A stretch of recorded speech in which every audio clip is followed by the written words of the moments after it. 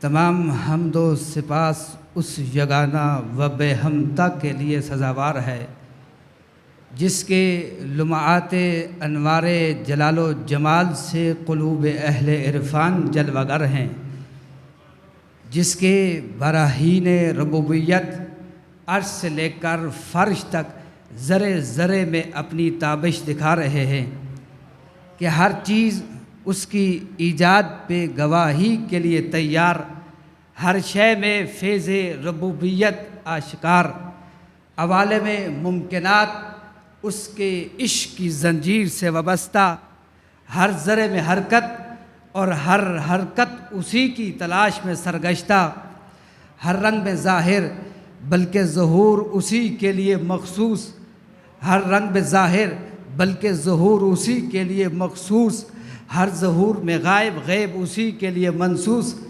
دیدہ ظاہر اس کے ادراک سے عاجز، چشم بصیرت درجہ ملاقات پہ فائز، عقول ادراک کن حقیقت میں حیراں، مگر ہر عقل میں رنگ صفات درخشاں، ملائکہ کا خالق روح کا محدث، بس وہی قدیم سب حادث، یہ حادثات کا قدیم سے تعلق، یہ ممکنات کا واجب سے رشتہ، یہ مخلوق کا خالق سے ربط، کچھ سر بسجود ہے جو رکوع نہیں کرتے، کچھ صفے باندھے کھڑے ہیں جو اپنی جگہ نہیں چھوڑتے، کچھ بیان تقدیس میں اکتاتے نہیں، آنکھوں میں نیند نہیں، عقلوں میں بھول چوک نہیں، بدن میں سستی و کاہلی نہیں، نسیان کی غفلت طاری نہیں، کچھ بندوں کے نگہبان، کچھ جنت کے دروازوں کے پاسبان، جنت میں وہی جائے گا جو صحیح عقیدے کا ہو انسان، اسی عقیدے کی معرفت کے لیے آئے مرسلان، اسی عقیدے کو بچانے والا کل ایمان۔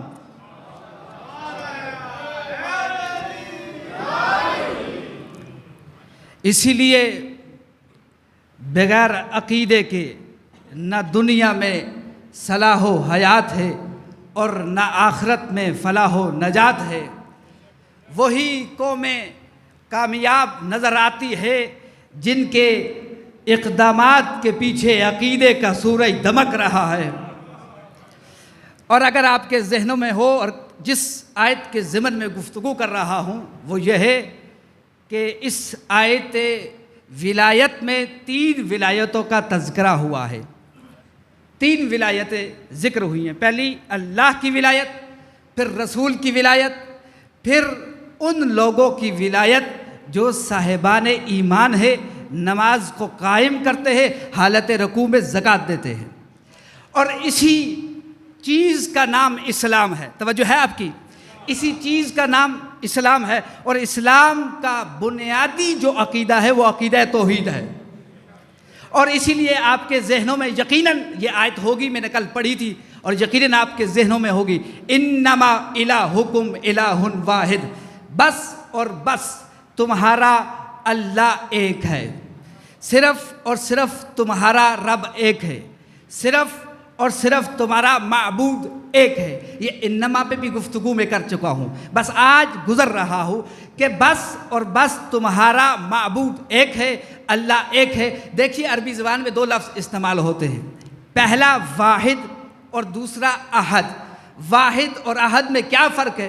واحد جس کا کوئی ثانی ہو، احد جو لاثانی ہو، احد جو لاثانی ہو۔ میں کہنا یہ چاہ رہا تھا کہ اسلام کی بنیاد ہی عقیدہ توحید پر ہے، اور باقی جتنے عقیدے اسلام نے بیان کیے ہیں ان کا تعلق اسی عقیدہ توحید سے ہے، ان کا ربط اسی عقیدہ توحید سے ہے، ان کا رشتہ اسی عقیدہ توحید سے ہے۔ میں کہنا یہ چاہ رہا ہوں اور بطور مثال پیش کر رہا ہوں کہ دیکھیے اگر کوئی شخص عقیدہ توحید کو مان رہا ہے، عقیدہ نبوت، امامت، معاد ان کو نہیں مان رہا، تو مجھے بتائیے کیا اس کا یہ عقیدہ قبول ہے؟ نہیں۔ میں مثال عکس کر کے دے رہا ہوں کہ دیکھیے کوئی شخص عقیدہ توحید کو تو مان رہا ہے مگر عقیدہ نبوت اور امامت کو نہیں مان رہا، تو مجھے بتائیے کیا اس کا یہ عقیدہ قبول ہوگا؟ ہرگز نہیں، کیونکہ توحید اصل ہے، باقی سارے عقیدے اسی سے متعلق ہیں۔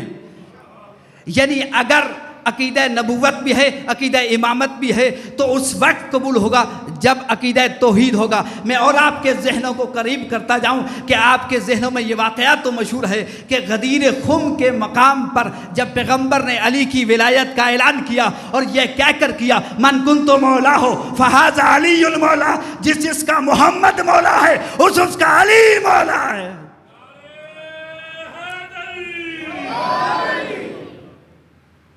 اور وہاں پر جو پیغمبر نے اعلان کیا وہ کیسے اعلان کیا؟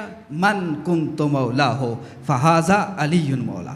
روک رہا ہوں، چند معروضات آپ کے والدہ ذہنوں کے حوالے کرنے ہیں۔ من کنت مولا، بڑی بحثیں ہیں کہ مولا سے مراد کیا ہے، مولا ولی سے ولی یا یلی سے ہے، اس کا مطلب کیا ہے، معنی کیا ہے؟ بہرحال 12 معنی بھی بیان ہوئے ہیں، 22 معنی بھی بیان ہوئے ہیں کہ اس ولی سے مراد یہ ہے، مگر جو بھی دنیا سمجھ لے، جو محمد کو سمجھے گی وہی علی کو سمجھے گی۔ اور اسی لیے یہاں پر پیغمبر نے اعلان کیا من کنت مولا، من کنت، جس کا میں ہوں۔ امجد شاہ صاحب مولا آپ کو سلامت رکھے کہ جس آپ کے لیے یہ نکتہ عرض کر رہا ہوں، من کنت جس کا میں مولا ہوں، کنتو ماضی کا صیغہ ہے۔ آج گرامر کی میں بات کر رہا ہوں بڑی تیزی سے۔ کنتو ماضی کا صیغہ ہے، مطلب یہ ہے یہ کنتو ہمیں نہیں بولتا۔ وجہ کیا، کیوں نہیں بولتا؟ کیونکہ ہر مقام پر کنتو کی آواز آ رہی ہے، ہر مقام پر یہ کنتو کی آواز ہے۔ کیسے کہا کنتو نبیًا آدم بین الماء والطین، میں اس وقت بھی نبی تھا جب آدم آب و گل کے درمیان تھے، اسی لیے یہ ہمیں کنتو نہیں بول رہا، کہیں عرش پہ کنتو ہے اور کہیں فرش پہ کنتو ہے۔ اور کہا من کنتو مولا ہو فہذا علی مولا، جو رسول کو مولا سمجھتے ہیں وہی علی کو مولا سمجھیں گے۔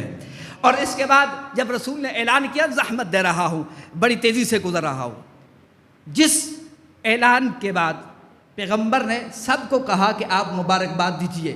ہر بندہ آیا، چاہے صحابی تھا چاہے تابعی تھا، سارے آئے، مرد و زن اکٹھے ہوئے تو رسول نے کہا علی کو مبارکباد دیجئے۔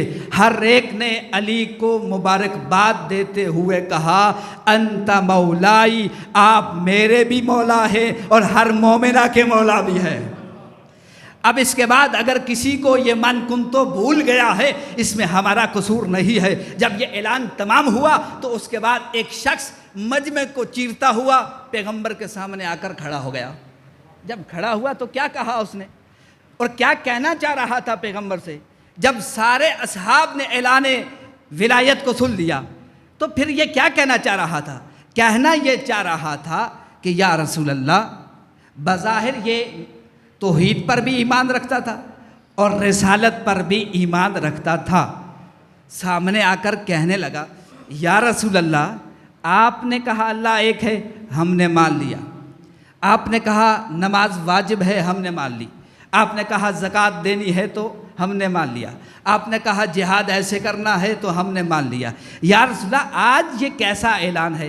یہ آپ اپنی طرف سے کر رہے ہیں یا اس کی طرف سے کر رہے ہیں؟ اگر اس کی طرف سے ہے تو مجھ پر عذاب آ جائے، میں اپنی جیب سے بات نہیں کر رہا۔ جائیے سورہ کی اس آیت کو نگاہ کیجئے جس میں پروردگار، سورہ معارج کی آیت ہے جس میں کہا وَسَأَلَ سَائِلٌ بِعَذَابٍ وَاقِعٍ، کہ ایک سائل نے عذاب مانگا تو پروردگار نے عذاب روکا نہیں ہے، حالانکہ پیغمبر سے وعدہ تھا جب تک تو ہے تو عذاب نہیں آئے گا۔ اس کے باوجود اللہ نے عذاب بھیج کر اسے عذاب میں مبتلا کر کے یہ بتا دیا جو علی کا نہ ہو سکا، نہ محمد کا ہے نہ خدا کا ہے۔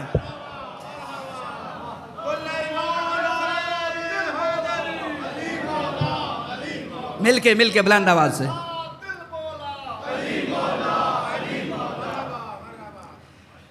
اور جس چیز کے لیے میں آپ کو زحمت دے رہا ہوں، بتانا یہ چاہ رہا ہوں کہ اگر عقیدہ توحید ہے، عقیدہ رسالت ہے، عقیدہ امامت نہیں ہے، بہرحال اس کا عقیدہ یہ الگ بحثیں ہیں، میں کرنا نہیں چاہ رہا، لیکن وہ عقیدہ قبول نہیں۔ ہمارے سامنے مثال ہے، کیوں؟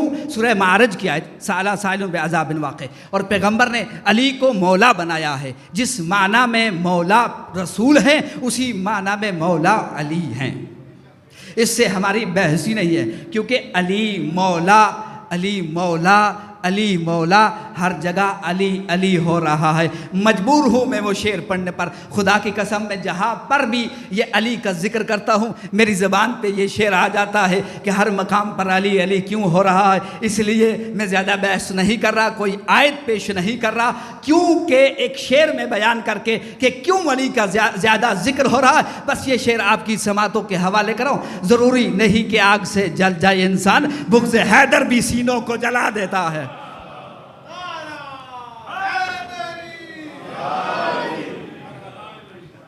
تین ولایتوں کا تذکرہ ہوا ہے، اور بنیادی جو عقیدہ عقیدہ توحید ہے۔ عقیدہ توحید بنیادی عقیدہ ہے۔ اگر اللہ کو ولی مانا ہے تو معنی یہ ہے کہ ہم اس کی توحید پر ایمان رکھیں۔ اس کی توحید پر کیسے ایمان رکھیں، میں بڑے اختصار سے گزر رہا ہوں۔ توحید بالصفات ہو، اللہ کو ایک ماننا ہے۔ توحید بالذات ہو تو اللہ کو ایک ماننا ہے۔ توحید بالعبادت ہو تو اللہ کو ایک ماننا ہے۔ توحید بالافعال ہو تو اللہ کو ایک ماننا ہے۔ اگر یہ بات آپ کے ذہنوں تک آ گئی ہے تو میں علی جیسے امام المواحدین کی وہ دعا پڑھ رہا ہوں جو علی مسجد کوفہ میں بیٹھ کر یہ مناجات کر رہے ہیں۔ انت رب انا المربوب، انت خالق انا المخلوق، انت رب انا المربوب، انت رازق انا المرزوق، انت مالک انا المملوک۔ علی دعا سے یہ بتانا چاہتے ہیں کہ تم نے عقیدہ توحید نہ کسی غالی سے لینا ہے نہ کسی کالی سے لینا ہے، علی جیسے علی سے لینا ہے۔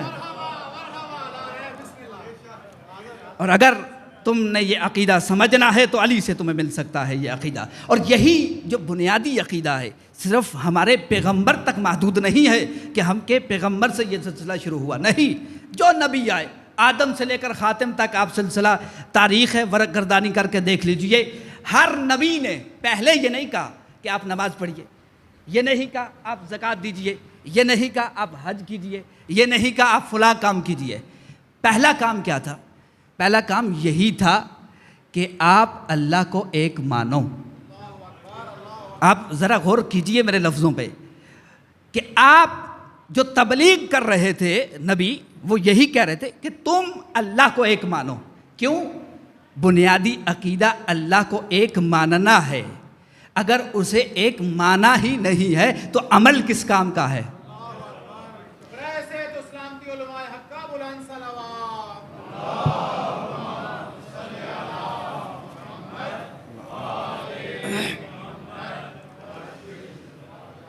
آپ اس گفتگو کو سن رہے ہیں، مولا آپ کو سلامت رکھے، کہ ہر نبی کا یہی وظیفہ رہا، پہلا وظیفہ توحید، کیونکہ توحید کے بغیر کام نہیں چلتا، نہ یہاں پہ نہ وہاں پہ۔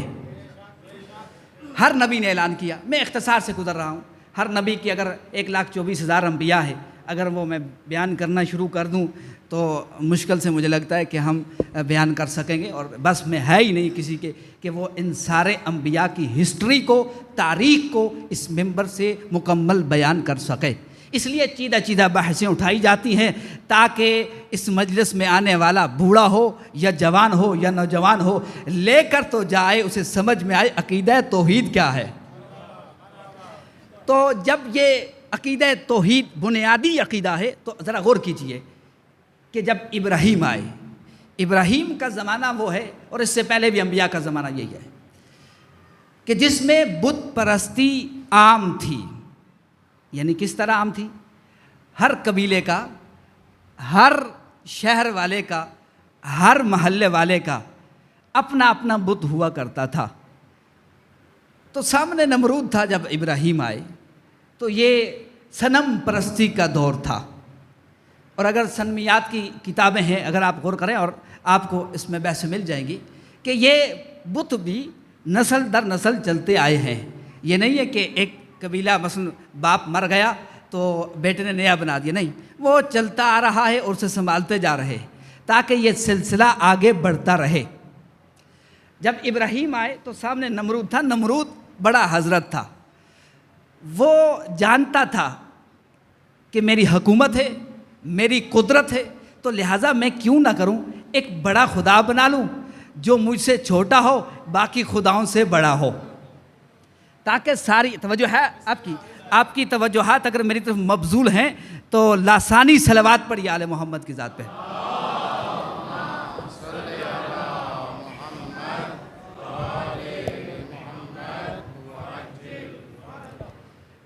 اس نے کہا ایسا کیوں نہ کیا جائے کہ ایک بت ہو، میں بڑا خدا ہوں، یہ چھوٹا خدا ہے، باقی سارے خداؤں کا بڑا خدا یہ ہے۔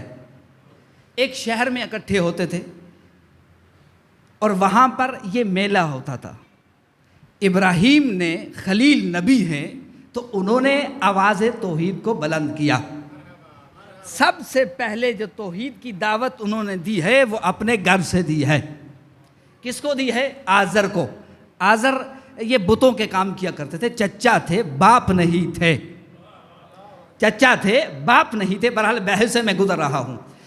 تو ان کو کہا کہ آپ یہ کیا کر رہے ہیں؟ یہ بت نہ دیکھ سکتے ہیں، نہ سن سکتے ہیں، نہ بول سکتے ہیں، نہ کچھ دے سکتے ہیں، آپ ان کی کیوں پوجا کر رہے ہیں؟ تو کہا ابراہیم مجھ سے دور رہو۔ اب اس کے بعد جب دیکھا قوم میری بات نہیں سن رہی، بابل ایک قدیمی آثار میں سے ہے۔ آپ میں سے جو شاید عراق کی طرف سفر کیا ہو تو وہ وہاں دیکھیں، بغداد کے قریب ہے، یہ آثار قدیمہ میں سے ہے، باہر سے دنیا آتی ہے دیکھنے کے لیے۔ یہ بابل عراق کا شہر ہے جہاں پر آثار قدیمہ ہے اور لوگ دیکھنے آتے ہیں۔ اگر جو نہیں جا سکے تو وہ آج نیٹ کا دور ہے، کون سی چیز پوشیدہ ہے سرچ کریں تو انہیں سامنے نظر آ جائے گا۔ تو بابل میں اس وقت میلہ لگتا تھا، سارے لوگ اکٹھے ہوئے اس خدا کے سامنے جا کر اپنی منتیں پیش کرنے کے لیے۔ تو ابراہیم نے کہا موقع ہے تو کیوں نہ ہو آج ان خداؤں کا کام کر دیا جائے جو میرے خدا کے شریک بن رہے ہیں۔ ابراہیم آئے، بت خانے میں دیکھا، سارے بتوں کو توڑنا شروع کیا۔ کیسے توڑا؟ ہر بت کو پورا نہیں توڑا، کسی کا سر الگ کیا، کسی کا بازو الگ کیا، کسی کا پاؤں الگ کیا۔ اس کے کرنے کے بعد ابراہیم نے جو کلہاڑا تھا وہ بڑے بت کے کاندھے پہ رکھ کر چل دیے۔ جب یہ قوم پلٹ کر آئی اپنے عبادت خانے میں، بت خانے میں، صنم خانے میں، کہ دیکھنے کے لیے کیا ہو رہا ہے، تو جب آ کر دیکھا تو سب ٹوٹے ہوئے ہیں اور سب پریشان ہو گئے۔ یہ کون کر سکتا ہے؟ تو ایک نے کہا کوئی نہیں کر سکتا سوائے ابراہیم کے۔ تو نمرود نے کہا بلاؤ ابراہیم کو۔ جب ابراہیم آئے، یہ ایک تاریخی پس منظر بیان کر رہا ہوں، اگر آپ کی طبیعتوں پہ ناگوار نہیں گزر رہا تو لاسانی صلوات پڑھیے۔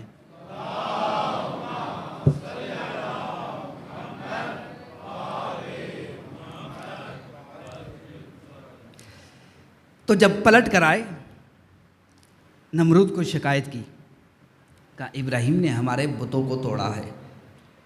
کہا ابراہیم کو بلاؤ۔ ابراہیم نمرود کی عدالت میں پیش ہوئے، ڈر نہیں رہے تھے لیکن موقع دینا چاہتے تھے تاکہ وہ اپنے خدا بتا دیں، ابراہیم اپنا خدا بتا دیں۔ جب سامنے آئے نا عدالت نمرود میں، تو یہاں پر آئے تو بہرحال یہاں سے میں ایک فکر دینا چاہ رہا ہوں۔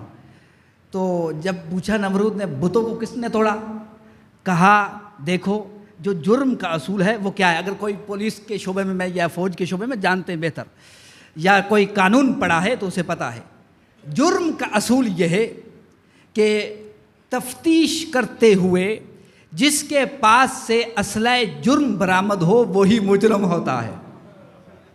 تو ابراہیم نے کہا کہ دیکھو یہ جو بڑا بت ہے اس کے کندھے پہ کلہاڑا ہے، جاؤ اٹھاؤ اور یہی مجرم ہے۔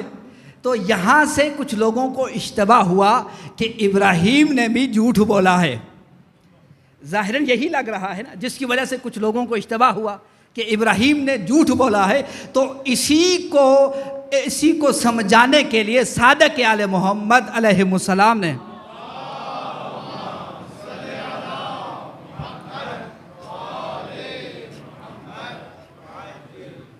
دیکھیے ہمارے فہم، بات آگے کر رہا ہوں، دیکھیے ہمارے فہم اور تفاہم اور تعقل اور تدبر کو دیکھیے کیا ہے۔ ایک طرف سے ہم کہہ رہے ہیں ابراہیم نے جھوٹ بولا ہے، اور دوسری طرف سے قدرت کی آواز آ رہی ہے انہو کانا صدیقا نبیا، ابراہیم میرا سچا نبی ہے۔ اب سمجھ میں نہیں آ رہی بات کہ ہم لوگوں کی بات مانیں یا خدا کی بات مانیں۔ اسی چیز کو یہ جو لوگ کہہ رہے تھے کہ ابراہیم نے جھوٹ بولا، تو اسی چیز کو امام صادق نے اس طرح سے بیان کیا، خدا کی قسم نہ بتوں نے یہ کام کیا، نہ ابراہیم نے جھوٹ بولا۔ اس لیے ابراہیم ان کے افکار کی اصلاح کرنا چاہتے تھے کہ یہ بت کیسے ہے جو خود کام نہیں کر سکتے۔ معلوم ہوا صدیق کی بات کو صدیق ہی سمجھ سکتا ہے۔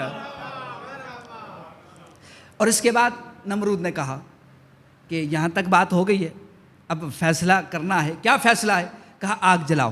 یہاں تک لکھا کئی دنوں سے 40 30 اس طرح کی باتیں ہیں۔ بہرحال 3 دن سے کچھ کہتے ہیں کہ ایک مقام پر آگ جلائی گئی۔ کہا جلا دی؟ کہا جی جلا دی گئی۔ کہا اب ایسا کرو ابراہیم کو منجلک میں بٹھاؤ۔ منجلک کہتے ہیں وہ جس کے ذریعے آپ نے دیکھا ہوگا کہ کسی چیز کو ڈال کے پھینکا جاتا ہے، پتھر وغیرہ کو۔ تو کہا وہ لے آؤ۔ جب لائی گئی تو ابراہیم کو منجلک میں بٹھایا گیا۔ جب ابراہیم منجلک میں بیٹھے تو میں آپ سے سوال کر رہا ہوں، اطمینان سے بیٹھے یا شک کی صورت میں بیٹھے؟ بڑے اطمینان سے ابراہیم بیٹھے۔ نہیں، میں آگے جملے کہہ رہا ہوں۔ جب ابراہیم کو منجلک میں بٹھا کر آگ میں پھینکا گیا تو ابھی دوش ہوا پہ تھے تو ملائکہ میں ہلچل مچ گئی۔ پروردگار بت پرستی کی بستی میں ایک ہی تو مواحد ہے، وہ بھی جل رہا ہے۔ تو آواز آئی تم نار کی ظاہری حرارت کو نہ دیکھو، دل ابراہیم میں عشق توحید کی حرارت کو دیکھو جو جلنے جا رہا ہے۔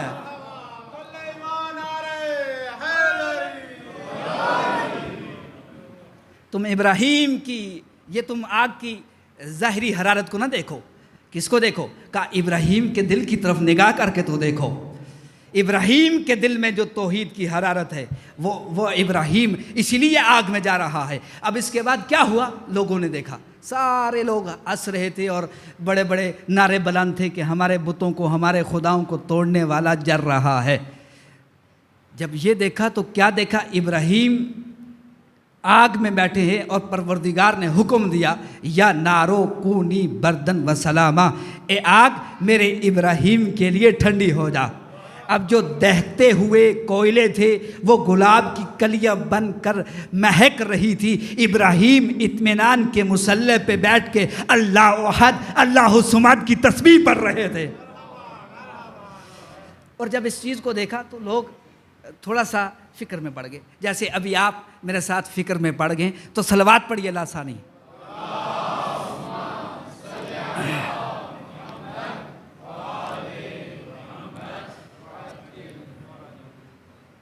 تو جب دیکھا ابراہیم جلے نہیں ہیں تو لوگوں نے ایک دوسرے سے باتیں کرنا شروع کر دی کہ یہ کیا ہوا؟ ہم جنہیں مانتے تھے وہ تو کچھ نہیں ہیں، یہ تو ابراہیم کا خدا ہے۔ دیکھا آگ میں ڈالا تو پھر بھی اسی طرح ابراہیم باہر آ رہا ہے۔ اب جب نمرود تھا تو جب اس نے دیکھا کہ اب لوگ ابراہیم کی طرف مائل ہو رہے ہیں تو اس نے فوراً سوال کیا، یا ابراہیم من ربو کا، ابراہیم تیرا رب کیا ہے؟ تو ابراہیم نے جواب دیا هو الذی یحیی و یمیت، میرا خدا وہ ہے جو مردوں جو زندہ بھی کرتا ہے اور موت بھی دیتا ہے۔ اب نمرود نے فائدہ اٹھایا، یہ فائدہ سیاسی فائدہ تھا کہ لوگ اس کی طرف نہ جائیں، ابراہیم کی طرف نہ جائیں، دین ابراہیم کی طرف نہ جائیں، جو پیغام ابراہیم دے رہے ہیں اس کی طرف قائل نہ ہو جائیں۔ تو اس لیے اس نے ایک سیاسی تیر پھینکا۔ کیا پھینکا؟ تو کہا یہ بات ہے تمہارا خدا وہ ہے جو موت و حیات دیتا ہے۔ تو ایک جلاد کو آواز دی جاؤ 2 قیدی پکڑ کے لے آؤ۔ 2 قیدی لائے گئے، ایک کو مار دیا اور دوسرے کو زندہ چھوڑ کر بڑے تکبر میں کہنے لگا ابراہیم دیکھا موت و حیات کا قانون میرے قبضے میں ہے۔ جب یہ چیز دیکھی نا تو اس کے بعد خلیل خدا کو جلا لایا تو کہنے لگے میرا خدا تو وہ ہے جو افق مشرق سے آفتاب کو برآمد کرتا ہے، اگر تجھے اپنی خدائی پہ ناز ہے تو مغرب سے نکال کر دکھا۔ اور یہ ابراہیم تھے جن کے دوش کے اوپر یہ توحید کی ذمہ داری تھی۔ اور اس کے بعد ہمارے نبی حضرت خاتم النبیین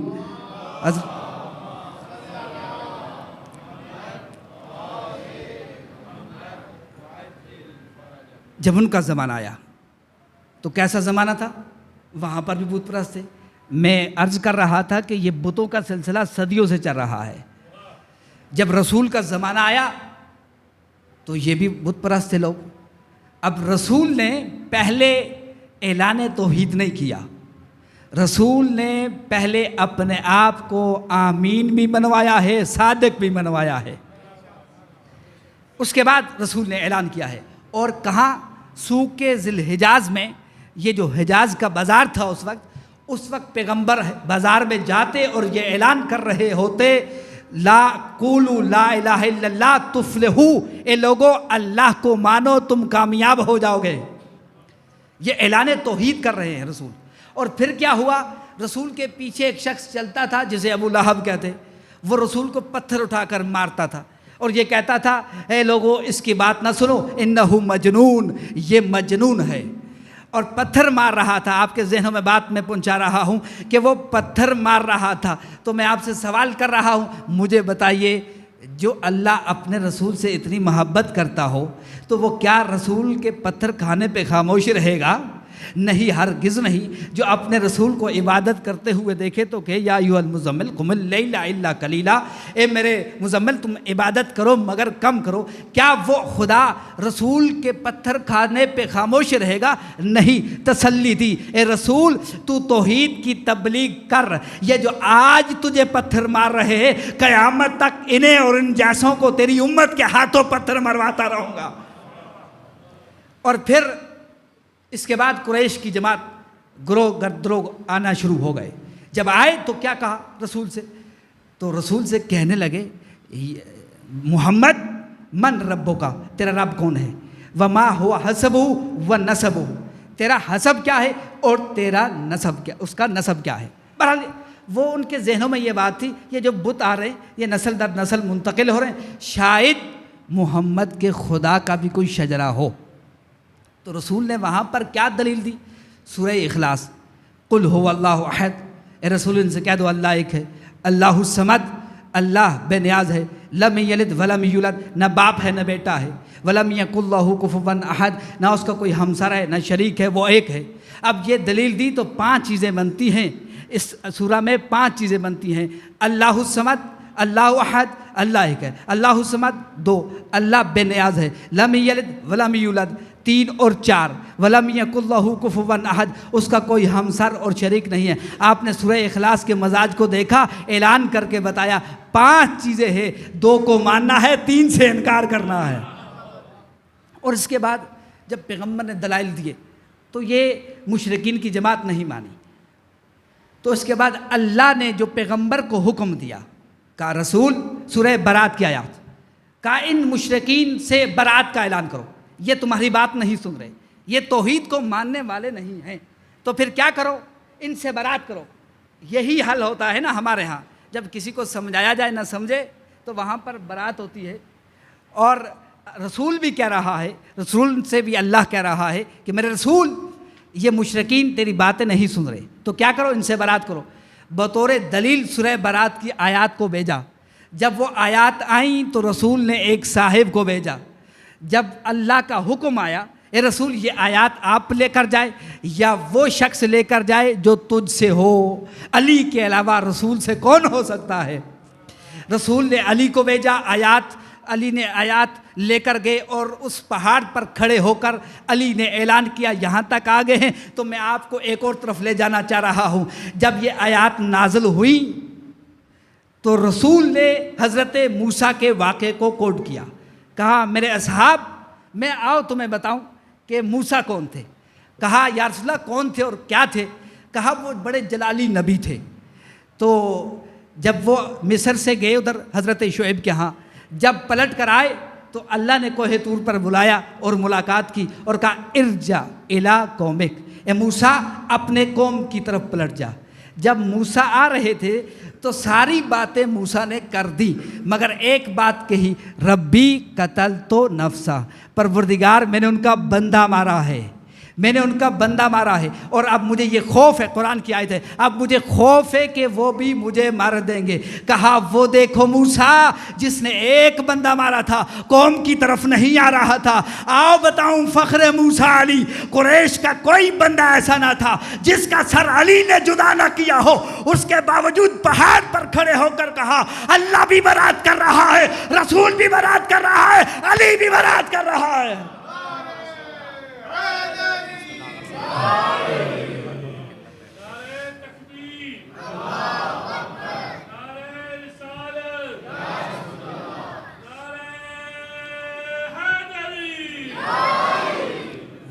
یہ علی ہے کہ دیکھا جو کسی خوف کے بغیر ہر میدان میں اترا ہے، ہر مقام پر رسول کے ساتھ رہے۔ کون سی جگہ ہے جہاں رسول کے ساتھ نہیں رہے؟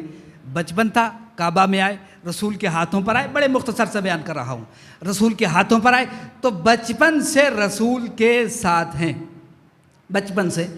اب نہج البلاغہ میں امیر المومنین یہ ارشاد فرما رہے ہیں وَيُضَمُّنِي إِلَىٰ صَدْرِهِ، رسول مجھے اپنے سینے سے لگاتے تھے، اور وَيَكْنُفْنِي فِي فِرَاشِهِ، اور بستر پر میرے لیے جگہ بناتے تھے، اور کوئی چیز بھی میرے منہ میں ڈالنے سے پہلے دین محمد میں جاتی تھی، پھر دین علی میں آتی تھی۔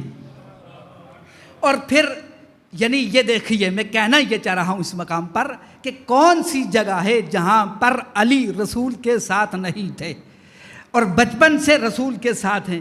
تو یہاں تھے تو رسول کے ساتھ، وہاں تھے تو رسول نے کہا اول ما خلق اللہ نوری، اللہ نے پہلے مجھ محمد کے نور کو خلق کیا، اور پھر ساتھ ہی بلا فصل کہہ دیا انا وعلی من نور واحد، میں اور علی ایک نور سے ہیں۔ یعنی کیا عظمت ہے علی کی، نور میں لبادہ نور میں تھے تو پھر بھی نور محمد کے ساتھ، لبادہ بشریت میں آئے پھر بھی سینہ محمد کے ساتھ۔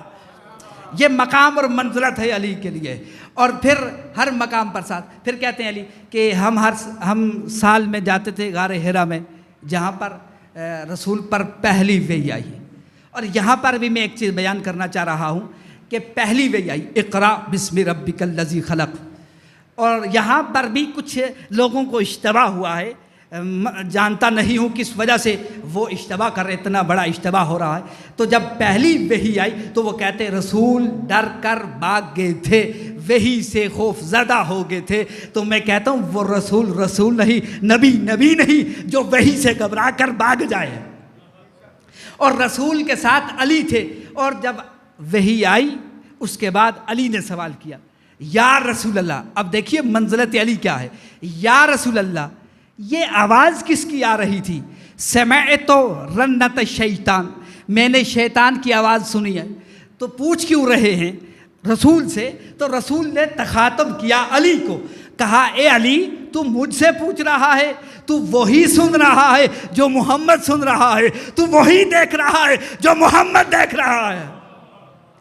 ہر مقام پر علی رسول کے ساتھ رہے، اور کوئی ایسی جگہ نہیں تو جہاں پر علی نہ ہو، چاہے وہ دعوت ذوالعشیر ہو، چاہے وہ احد ہو، چاہے وہ خیبر ہو، چاہے وہ خندق ہو، چاہے وہ کوئی بھی جنگ ہو، خیبر ہو، خندق ہو، ہر مقام پر رسول کے ساتھ رہے، چاہے وہ عشیر ہو، چاہے وہ غدیر ہو، ہر مقام پر علی رسول کے ساتھ ہے۔ تو اسی طرح جس طرح علی رسول کے ساتھ رہے، اسی طرح ایک بہادر ہے اور شجاعت ترین ہے جس کا نام ہے مسلم، وہ بھی اپنے وقت کے علی حسین ابن علی کے ساتھ رہے۔ اطاعت ولی کی منزل جاننی ہو، کوئی سیکھنا چاہ رہا ہو اطاعت ولی کیا ہے،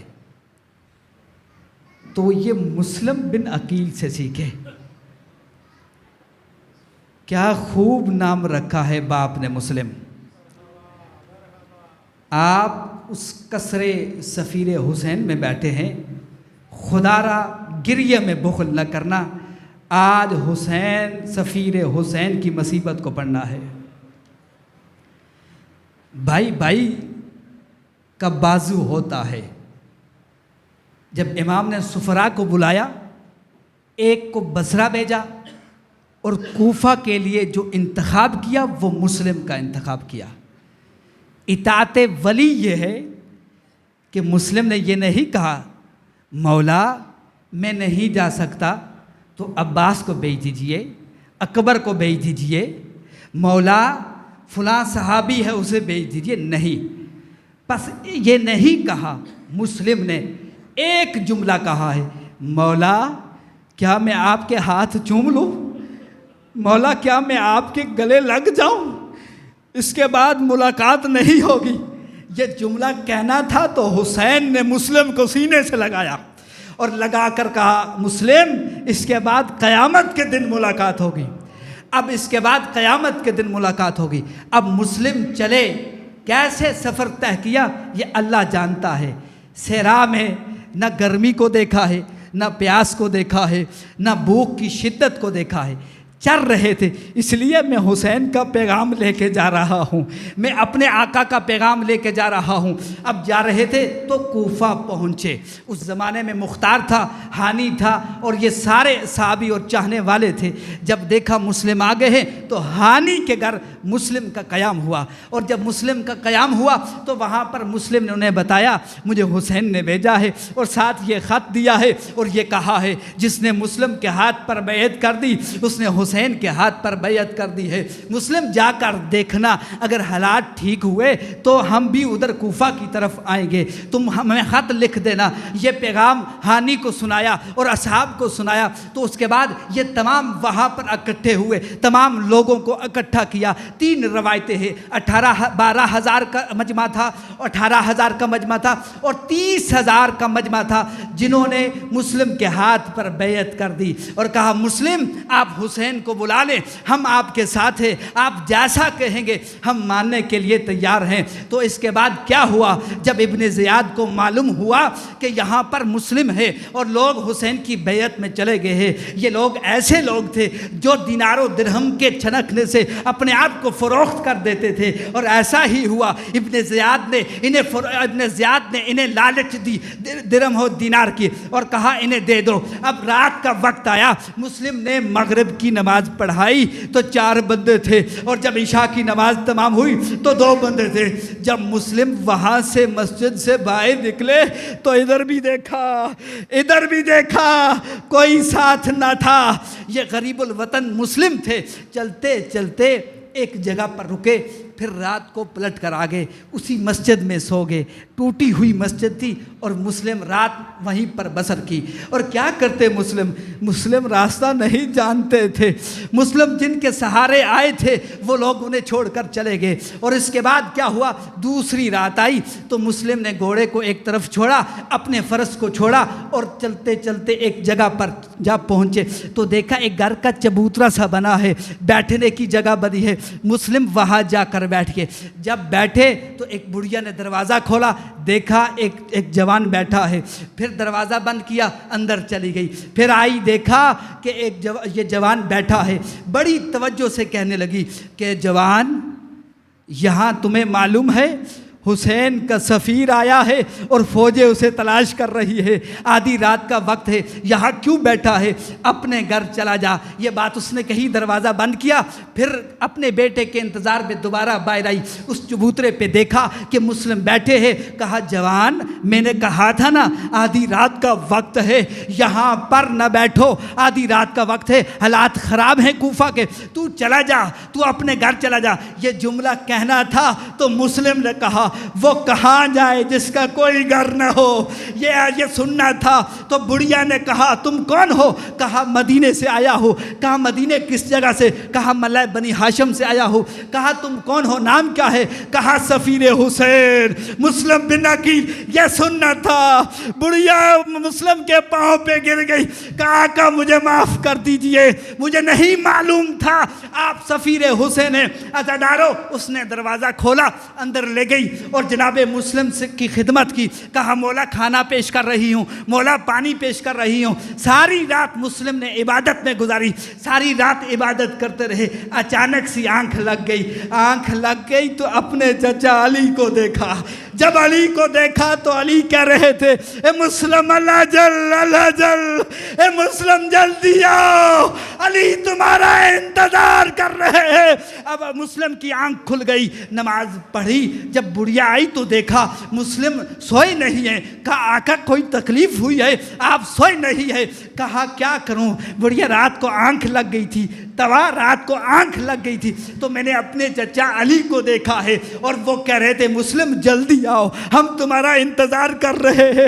اس کے بعد مسلم نے کہا انا للہ و انا الیہ راجعون۔ اس بڑھیا کے بچے نے شکایت لگائی اور وہاں سے ابن زیاد نے محمد بن اشعث کو بھیجا، فوج دیکھ کر بھیجا، جاؤ مسلم کو گرفتار کرو۔ مسلم نے جب آواز سنی، گھوڑوں کے ٹاپوں کی آواز سنی تو فوراً اپنی تلوار نیام سے نکالی۔ یہ مسلم بن عقیل کا شعر ہے، علی کا بتیجا ہے، علی کا داماد ہے، حیدر کرار کا داماد ہے۔ اور جب باہر نکلنا چاہا تو بڑھیا نے کہا آقا باہر نہ نکلے، یہ آپ پر حملہ کر دیں گے، یہ آپ کا حملہ کر دیں گے۔ کہا توا تجھے معلوم ہے میری غیرت کو گوارا نہیں ہے، مسلم تیرے گھر میں ہو اور تیرے گھر پہ کوئی حملہ کرے، میں کہوں گا مسلم ایک مومنہ کے گھر کا اتنا خیال اور شب عاشوراء نا، اور ذرا دیکھنا علی زادی کے سر پہ چادر نہیں ہے، خیمے جل گئے ہیں، اجرکم اللہ۔ اس کے بعد مسلم نے باہر نکلے اور تلوار نیام سے نکالی، خوب جہاد کیا، کیونکہ حیدر کرار کے داماد بھی تھے، حیدر کرار کے بتیجے بھی تھے۔ محمد بن اشعث نے ابن زیاد کو پیغام بھیجا، اجرکم اللہ، پیغام بھیجا، کہا ایسا کرو فوج اور بھیجو۔ کہا کیا کر رہے ہو؟ ایک تو مسلم بن عقیل ہے، تو اس نے کہا بدبخت تجھے معلوم نہیں ہے یہ کوئی سبزی فروش نہیں ہے، یہ حیدر کرار کا بتیجا ہے، یہ حیدر کرار کا داماد ہے، یہ عقیل کا بیٹا ہے، لہٰذا فوج بھیجو۔ جب فوج آئی تو محمد بن اشعث نے مسلم بن عقیل کو یہ لالچ دی اور یہ کہا، فریب دیا، کہا محمد بن اشعث وہ ہے کہ جو شروع ہوئی سے علی سے بغض رکھتا تھا، آل محمد سے بغض رکھتا تھا، اور اسی کی بیٹی ہے جس نے امام حسن کو زہر دی ہے۔ اور اس کے بعد اس نے کہا مسلم تجھے امان دے دیا، اگر تو تلوار کو پھینک دے تجھے امان دے دیا۔ مسلم پیاسے بھی تھے، مسلم ناڈال بھی تھے، اس کے باوجود مسلم نے تلوار نہیں پھینکی، کہا تو مجھے امان دیتا ہے نا تو اپنے امان پہ باقی ہے۔ تو جب مسلم کو قیدی کیا گیا اس دربار میں لایا گیا جہاں ابن زیاد بیٹھا تھا، ابن زیاد نے کہا کہ سلام کرو امیر کو، یہ کہنا تھا تو مسلم نے کہا لا مالی امیر سوى الحسین، مسلم کا امیر کوئی نہیں ہے حسین کے علاوہ۔ اب اس کے بعد یہ جملہ کہا نا تو ابن زیاد نے گستاخی کی اور کہا اسے پانی دو۔ جب پانی مانگا اور مسلم نے پینا چاہا تو سارے دانت گرے اور خون پانی میں گرا، تو مسلم نے پانی پھینک دیا یہ جملہ کہہ کر کہ اگر پانی میری قسمت میں ہوتا تو میں پی لیتا۔ میں کہوں گا مسلم آپ کیسے پانی پیئیں گے؟ اور کچھ عرصہ کے بعد یہیں سے کربلا کے پیاسے بچے گزریں گے، اجرکم اللہ۔ جب مسلم کو قیدی کیا گیا، اب اس کے بعد ابن زیاد نے اعلان کیا کون ہے جو اس مسلم سے اپنا بدلہ لے گا؟ ایک ملعون آگے بڑھا، بس آخری روایت، ایک ملعون آگے بڑھا، اس نے کہا اس مسلم نے مجھے ضرب لگائی ہے، میں اس سے اپنا بدلہ لوں گا۔ اب وہ آگے بڑھا، اس نے مسلم کو پکڑا، دارالامارہ کی چھت پہ لے گئے اور وہاں پر مسلم نے کہا، جناب مسلم نے کہا ہو سکے تو مجھے 2 رکعت نماز پڑھنے دے، تو اس نے کہا نماز پڑھ لے۔ اس کے بعد جناب مسلم کا گریہ بلند ہوا تو وہ کہنے لگا مسلم تو حیدر کرار کا پوتا ہے، تو عقیل کا بیٹا ہے، تجھے کیا ہوا؟ کیا موت سے ڈر لگتا ہے؟ جو جملہ کہا نا مسلم بن عقیل نے، کہا میں موت سے نہیں ڈر رہا، میں نے تمہاری وجہ سے مولا کو خط لکھ دیا تھا، مولا کوفہ آ جائیے، ابھی مولا اکیلے نہیں ہے، ساتھ زینب و کلثوم ہے،